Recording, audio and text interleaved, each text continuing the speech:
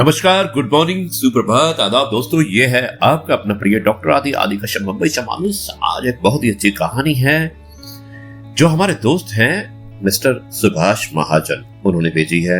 मेरी मुलाकात भी हुई थी उनसे आज, और आज ही उन्होंने ये कहानी भेजी है। बहुत ही अच्छी कहानी है।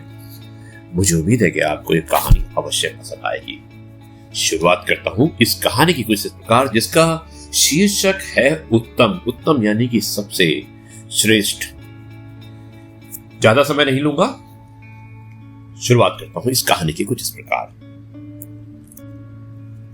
एक बार एक स्वर्ग से घोषणा हुई कि भगवान सेब बांटने आ रहे हैं, और सभी लोग भगवान के प्रसाद के लिए तैयार होकर लाइन में खड़े हो गए। एक छोटी सी बच्ची बहुत ही उत्सुक थी, क्योंकि वो पहली बार भगवान को देखने जा रही थी। एक बड़े और सुंदर सेब के साथ साथ भगवान के दर्शन की कल्पना से ही खुश हो चुकी थी वो। अंत में वो समय आया जब परीक्षा का समय समाप्त हो गया, प्रतीक्षा का समय समाप्त हो गया। बहुत ही लंबी कतार में जब उस बच्ची का नंबर आया तो भगवान ने उसे एक बड़ा और लाल सेब दे दिया। लेकिन जैसे ही उसने सेब पकड़कर लाइन से बाहर निकली, उसके हाथ से सेब छूटकर कीचड़ में गिर गया और बच्ची बहुत उदास हो गई। अब उसे दोबारा लाइन में लगना पड़ा। दूसरी लाइन पहले से भी लंबी थी, लेकिन उसके पास इसके अलावा कोई रास्ता भी नहीं था। सब लोग ईमानदारी से अपनी बारी बारी से सेब लेकर जा रहे थे।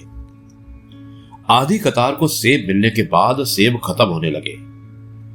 अब बच्ची बहुत उदास हो गई। उसने सोचा कि उसकी बारी आने तक तो सब सेब खत्म हो जाएंगे, लेकिन वो ये नहीं जानती थी कि भगवान के भंडार कभी खाली नहीं होते।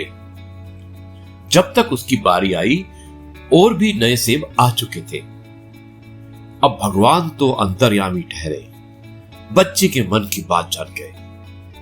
उन्होंने इस बार बच्ची को सेब देकर कहा कि पिछली बार वाला सेब एक तरफ से सड़ चुका था, तुम्हारे लिए सही नहीं था, इसलिए मैंने ही उसे तुम्हारे हाथों से गिरवा दिया था।